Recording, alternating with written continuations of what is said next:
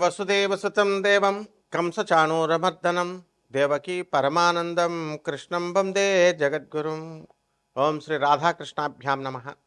కృష్ణం వందే జగద్గురుం, అర్జునం వందే జగదే కబీరం.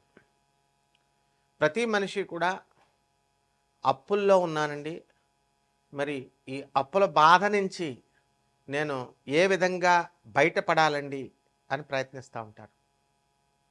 మరి 10,000 రూపాయల జీతం దగ్గర నుంచి ఒక 4-5 లక్షల రూపాయల జీతగాళ్ళు కూడా అప్పులు అనేటటువంటివి తప్పవు. దీనికి కారణం కుజుడు. ఆ కుజగ్రహము మనకి మీనరాశిలో 2 ఏప్రిల్ 2026 సంవత్సరం నుంచి ప్రవేశం జరుగుతోంది. అదేవిధంగా మేషరాశికి స్వక్షేత్రగతుడై మరి 11 మే 2026 సంవత్సరం రోజున ప్రవేశిస్తాడు. అలాగే ఆదాయాలు కనుక మనకు బాగా పెరిగినట్లయితే, వ్యాపార అభివృద్ధి మనకు బాగా పెరిగినట్లయితే మనకి ఈ అప్పుల బాధల నుంచి మనం బయటపడచ్చు అని చాలామంది అనుకుంటూ ఉంటారు. కానీ విచిత్రం ఏంటంటే, మీకు ఆదాయాలు ఎంత బాగా పెరిగినప్పటికీ కూడా ఖర్చులు కూడా మీకు తెలియకుండా ఖర్చులు అయిపోవడం అనేటటువంటిది సంభవిస్తూ ఉంటుంది.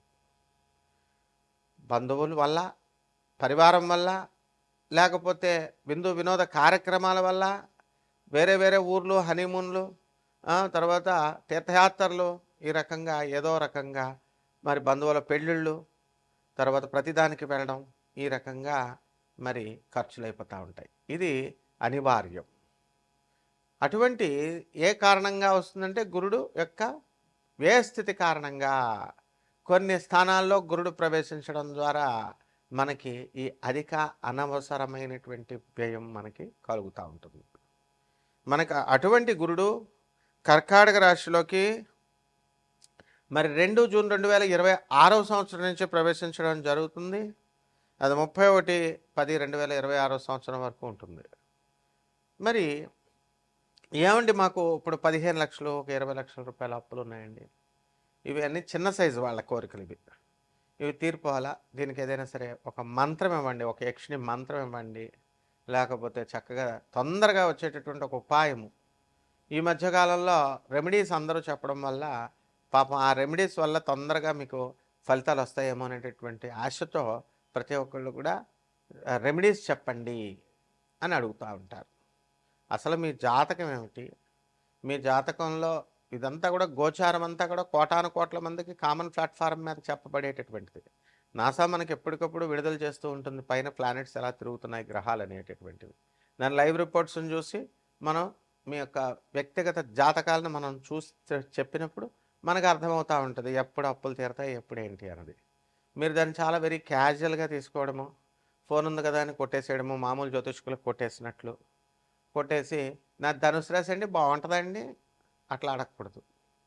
అలాగే నా అప్పులు తీరిపోతాయండి, నాకు ఈ యొక్క రెమెడీస్ చెప్పేసేయండి, నాది గురుడు 4వ ఇంట్లో ఉన్నాడండి, మీనరాశి అండి, ఇట్లా అస్సలు అడగకూడదు. అందువలన ఎందువల్ల ఇలా అయిపోయింది అని అంటే, యూట్యూబ్లో మీకు ఎక్కువ మంది మీకు శాస్త్రం తెలియనటువంటి వాళ్ళు, గురు పరంపర లేనటువంటి వాళ్ళందరూ కూడా ఇష్టం వచ్చినట్టుగా ఈ ఛానల్స్ అన్నీ కూడా వాళ్ళు ప్రోత్సహించడం వలన కంటెంట్ కావాలి కాబట్టి ఛానల్స్ ప్రోత్సహిస్తాయి. ఇక ఈ డమ్మీగాళ్ళందరూ వచ్చి చెప్పడం వల్ల ఏమైపోయిందంటే జ్యోతిష శాస్త్రం మొత్తం భ్రష్టు పట్టిపోయింది. మీరు కూడా వాళ్ళ ప్రత్యేకత ఉండాలని గురుడు 4వ ఇంట్లో, 6వ ఇంట్లో శని ఇలా చెప్తుంటే మీరు కూడా అలా తయారయ్యారు. మరి పోనీ ఇన్ని సంవత్సరాల నుంచి వింటున్నారు, మీ అప్పులు తీరినయ్యా? ఇన్ని సంవత్సరాల నుంచి ఉంటున్నారు, మీ అక్రమ సంబంధాలు అలాంటివి ఏమన్నా మానుకున్నారా? ప్రవచనాలు వింటున్నారు, ఎంతోమంది ప్రవచనకారులు, చాగంటి గారు వీళ్ళందరూ కూడా ఎన్నో సంవత్సరాల నుంచి చెప్తున్నారు. ఒక్కొక్కళ్ళు గోశాలు పెట్టుకున్నారు, దేవాలయాలు పెట్టుకున్నారు. వాళ్ళకి అబ్బాయి గురుగారులు అండి డొనేషన్లు ఇవ్వాలండి, ఇస్కాన్ వాళ్ళండి, వాళ్ళు ప్రతి తిథికి కూడా నరసింహస్వామి బర్త్డే ఈరోజు డబ్బులు వేసేయండి, అన్నదానం చేస్తాం, ఈ రకంగా తయారైపోయినాయి మొత్తం అన్ని సంస్థలు కూడా. మరి దానివల్ల ఆధ్యాత్మికత భ్రష్టత్వం అయిపోయింది. కాబట్టి నిజమైనటువంటి ఆది గురువు అయినటువంటి పరమేశ్వరుడు మరి చక్కగా ఆయన సిద్ధాంతాన్ని, ఆయన ఐడియాలజీని with no deviations lord Krishna చెప్పారు.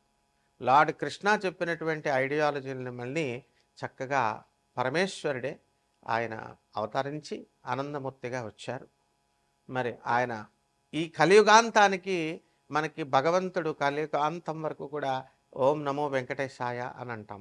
వెంకటేశ్వరుడే కలియుగానికి అధిపతి అని చెప్తాం, కలియుగ దేవుడు అంటాం. అలా కలియుగం తర్వాత నెక్స్ట్ ట్రాన్సిషన్ జరుగుతుంది. నెక్స్ట్ యుగానికి సత్యయుగానికి వెళ్తారు. అప్పుడు మిమ్మల్ని రక్షించేది ఒకే ఒక్క మంత్రం, బాబానాం కేవలం. బం బం బాబా అంటూ శివుడికి చెప్తాం కదా, బాబానాం కేవలం చెప్పబడింది కలియుగ భవిష్యత్తు పురాణంలో. మరి కల్కి అవతారము మనకి చక్కగా శంభాలా గ్రామంలో పుడతాడని చెప్పారు. ఆ శంభాలా గ్రామమే దానికి గుర్తిచ్చారు, first landscape on the earth అని.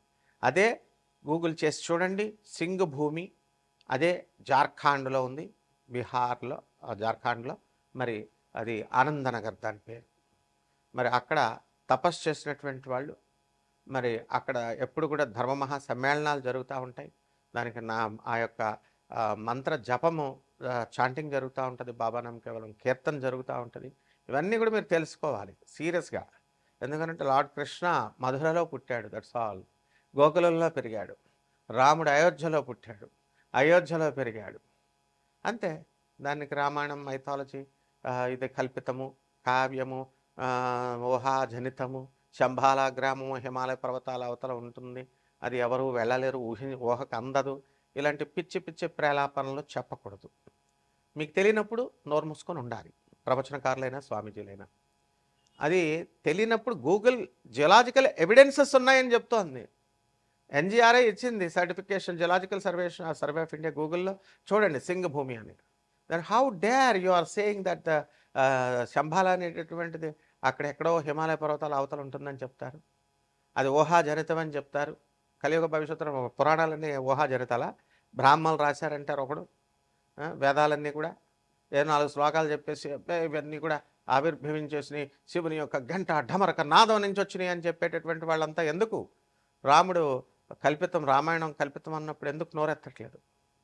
సో మీ జీవితాలు బాగోవాలంటే ఇలాంటివన్నీ, ఇలాంటి అశాస్త్రమైనటువంటి అవైదికమైనటువంటి ప్రవచనాలు చెప్పేటటువంటి వాళ్ళ ప్రవచనాలు విన్నా నాశనం అయిపోతారు. కాబట్టి ఇక్కడ మనకి స్వామి వివేకానందుల వారు చెప్పారు, రామకృష్ణ పరమహంస చెప్పారు, తర్వాత మన ప్రభాత్ రంజన్ సర్కార్ ఆనందమూర్తి గారు, తర్వాత పరమహంస యోగానందుల వారు, రమణ మహర్షి, జగద్గురు ఆదిశంకరాచార్యుల వారు, రామానుజాచార్యుల వారు, వీళ్ళ ప్రవచనాలు వినండి. ఇప్పుడున్న వాళ్ళు ఎవరిష్టం వచ్చినట్టు వాళ్ళు చెప్పే ప్రవచనాలు ఎందుకు వింటారు మీరంతా? ఏం మార్చారు మీకు? మీ జీవితాలను ఏం మార్చారు వాళ్ళు? ఏం మార్చగలరు వాళ్ళు? ఇంకా ఎదురు మీకు కాశీలో మడి భోజనాలు పెడతాం, కింద హాలు కడుతున్నాం, డబ్బులు ఇవ్వండి, పైన కింద ప్రవచనాలు చెప్పిస్తాం. ఇంకా ఇంకా ప్రవచనాలు చెప్పేవాళ్ళు లేరా? అశాస్త్రమైన ప్రవచనాలు చెప్పిస్తావా? సో పైన మనము ప్రవచనాలు చెప్పేటప్పుడు పైన మనం ఏం చేస్తాము, మళ్ళీ ఈ యొక్క హాల్ కడుతున్నాము, మడి భోజనాలు పెడతాము, కింద ప్రవచనాలు కట్టిస్తాము, ఇట్లా చెప్తున్నారు. సో ఇవన్నీ కాకుండా మీ అప్పుల మార్గాలు తీరాలన్నా, ఈ యొక్క ఆదాయాలు పెరగాలన్నా డైరెక్ట్గా శివుడి యొక్క ఐడియాలజీని మీరు ఫాలో అయినప్పుడు, కృష్ణుడి యొక్క ఐడియాలజీని మీరు ఫాలో అయినప్పుడు మాత్రమే వస్తుంది. దానికోసం మీ పర్సనల్ జాతకము చెబుతుంది. అండ్ దాని నుంచి రెమెడీస్ అనేటటువంటి కరెక్ట్ రెమెడీస్, ఇలాంటి పిచ్చి పిచ్చి వాళ్ళు చెప్పేటటువంటి చెట్టు పుట్ట మా దగ్గర హోమాలు చేయండి, 5 లక్షలు ఇవ్వండి, 25 లక్షలు ఇవ్వండి, all this nonsense remedies అన్నీ కూడా మీకు ఏం హెల్ప్ చేయవు. So what are the correct remedies అనేటటువంటివి తెలుసుకోండి. ఒక్కొక్క రాశి వారికి, ద్వాదశ రాశుల వారికి ఈ యొక్క గ్రహ సంచారం వలన ఏ విధంగా ఫలితాలు ఇస్తాయో చూద్దాం. కర్కాటక రాశి, ఈ కర్కాటక రాశి వారికి అందరికీ కూడా అష్టమంలో ఉన్నటువంటి రాహుగ్రహం వల్ల మనకి ప్రతి పనిలో కూడా టెన్షన్. వీళ్ళకి ప్రతి పని కూడా ఎంతో ఈజీగా అయిపోవాల్సినటువంటి పని కూడా చాలాసార్లు ప్రయత్నిస్తేనే తప్ప అవ్వకపోవడం. విద్యార్థులు పరీక్షలు రాసినా సరే, మీరు ఎంత బాగా రాసినా సరే ఫెయిల్ అయిపోవడం, లేదా మీరు కోరుకున్నన్ని మార్కులు రాకపోవడం, అక్కడ పేపర్లను కరెక్ట్ చేసేటటువంటి ఇవాల్యుయేటర్స్ నిర్లక్ష్యం వల్ల మీరు బలైపోవడం.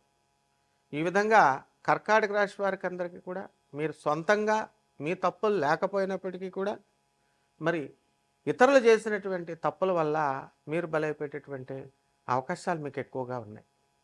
అయితే ఆదాయాల దగ్గరికి వచ్చేసరికి ఆదాయాలు బ్రహ్మాండంగా పెరగడం, చక్కగా ఖర్చులు కూడా అధికంగా ఉండడం అనేటటువంటిది జరుగుతుంది. మరి ఈ యొక్క శుక్రుడు మీకు వృషభ రాశిలోకి మనకి 19 ఏప్రిల్ 2026 సంవత్సరం నుంచి ప్రవేశిస్తున్నాడు కాబట్టి ఈ యొక్క కర్కాటక రాశి వారికి అందరికీ కూడా లాభంలో ఉన్నటువంటి శుక్రుడు స్త్రీల వలన ఉపయోగం, మీ భార్య తరపు బంధువుల నుంచి మీకు లాభాలు రావడం ఇలాంటివన్నీ కూడా జరుగుతాయి. ఆ తర్వాత అత్తగారుల దగ్గర నుంచి వాళ్ళ బంధువుల నుంచి మీకు ఇస్తాననేటటువంటి కట్నకానుకలు కానీ ఇతర ఫైనాన్షియల్ విషయాల్లో మీకు ఇవన్నీ కూడా సహకారాలు అందడం జరుగుతుంది.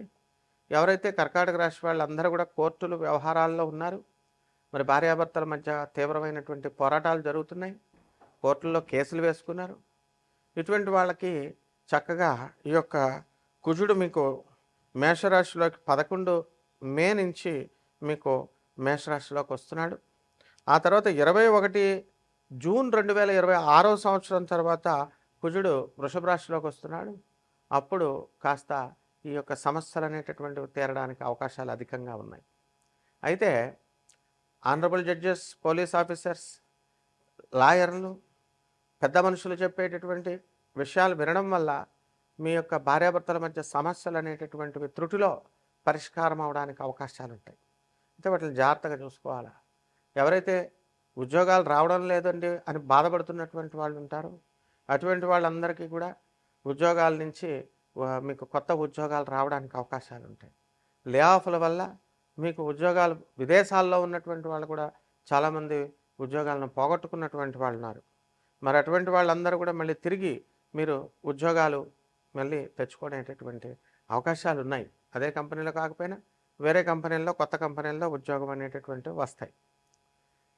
అలాగే మనము గవర్నమెంట్ డిపార్ట్మెంట్లో ఉన్నటువంటి వాళ్ళకి టీఏలు, డిఏలు, అరియర్స్లతో సహా మొత్తం అన్ని బకాయిలు రావడానికి అవకాశాలు ఉన్నాయి. అలాగే చక్కగా మనకి ఈ యొక్క పెన్షనర్స్ ఉన్నారు, వన్ టైం లైఫ్ సెటిల్మెంట్ అయ్యి అటువంటి వాళ్ళందరూ కూడా మీకు సెటిల్మెంట్లన్నీ కూడా పూర్తవడానికి అవకాశాలు అధికంగా ఉన్నాయి. అలాగే ఈ యొక్క రైతులు ఫర్టిలైజర్స్, హార్టికల్చర్లు ఇలాంటి బిజినెస్లు అన్నీ చేస్తున్నారు. పరిహారాల దగ్గరికి వచ్చేసరికి ఈ బిజినెస్లు ఇంకా మంచిగా అవ్వడానికి పరిహారాలు కర్కాటక రాశి వారికి మనకి రాహు జపం చేసుకోండి, రాహు స్తోత్రాలు చదవండి, రాహు కిలోంపావు మినుముల్ని ఆవుపేట రంగు ఉన్నటువంటి వస్త్రాలను ఇచ్చి పేద బ్రాహ్మణులకి దానం చేసుకోండి. బుధుడు కూడా బాగాలేదు, అందువల్ల శనివారం చేసుకోండి దానాలు. అలాగే బుధుడికి కూడా బుధవారం నాడు పెసలు, ఆకుపచ్చ రంగు వస్త్రాలని దానం చేసుకోండి. విష్ణు సహస్రనామ పారాయణ చేసుకోండి. పేదవారికి, అనాథలకి, సాధువులకి దాన ధర్మాలు చేసుకోవడం ద్వారా బ్రహ్మాండంగా ఉంటుంది. శుభమస్తు.